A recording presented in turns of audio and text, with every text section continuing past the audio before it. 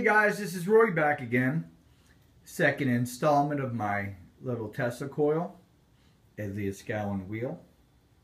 Something I wanted to show you. Let me give you a little tutorial of what I got here.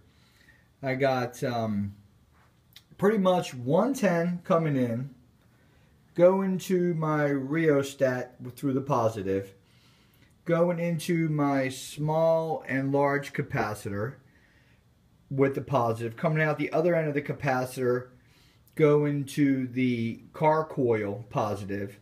The negative of the 110 is going to the negative of the coil, coming out of the high voltage of the coil, going into my spark gap, and then coming out of the positive side of the spark gap, go into my primary here. Now I don't have the end of the primary hooked up, and I don't have the beginning or the end of the secondary hooked up. Let's fire this up and see what's going on.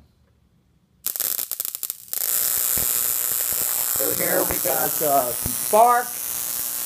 Let me grab my light bulb here. Let me show you exactly what's going on. Look at this.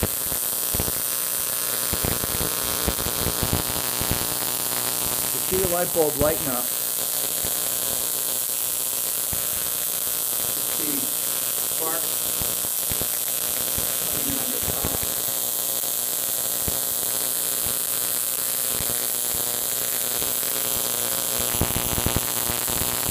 So basically, we're lighting the light bulb through the secondary without the secondary being hooked up and without the primary being hooked up on both ends. Just the positive coming in from the high power, going into the primary on the outside, going inward to the primary, and then the secondary doesn't have any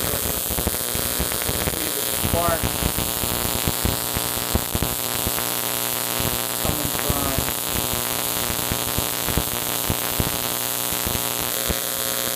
secondary and just the light bulb. Pretty interesting stuff, my guys. Lighting up the light bulb without the secondary even hooked up.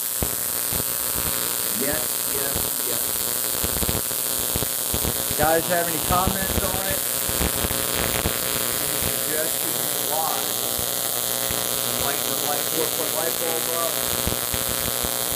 without having my secondary hooked up, or without having both ends with the primary hooked up. Just the positive off the high power. I go ahead and tweak this. I've been moving around the primary connection with the alligator clip around here to try to tune in, and pretty much I noticed that that you can do some tuning by moving it around. So let me kick it back on. Let me see, I just got the primary or the secondary wire just dangling, and I'm going to turn it on, and then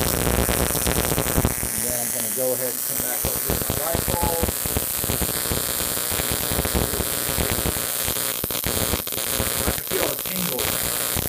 In my hand.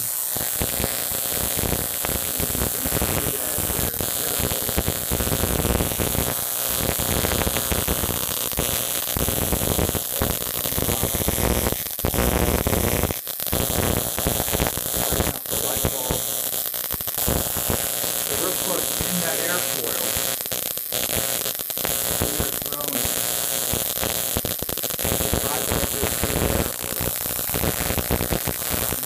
that the spark gap is being influenced when I put a load on the secondary. Every time I hit that, right, you can hear that go down. So basically I'm lighting the light bulb up, secondary, providing power to the light bulb. I guess would like right now to touch this top load, but I'm just a pussy right now. I'm not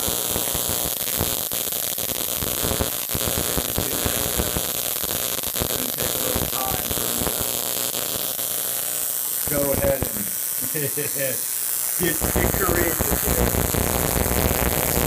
Yeah, so let's see. We'll turn this down to where it sparks just a little bit. And you can see still lighting up the light bulb.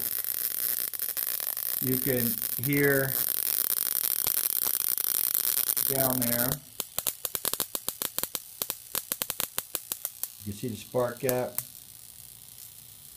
Still lighting my bulb. Still lighting my bulb. Let's go ahead and turn her up. Get that thing cooking.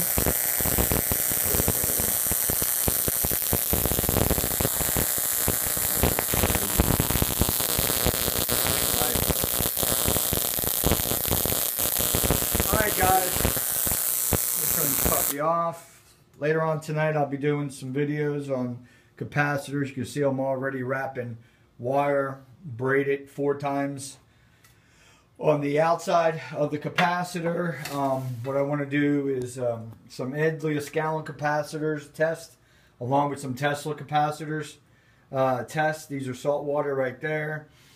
What I want to do is test and see what, one, how to make these, and secondly, what's going on inside the capacitor versus outside, how you can steal power from it, and how you could pretty much move power from one capacitor to the other. Because pretty much a capacitor is like a timer chip.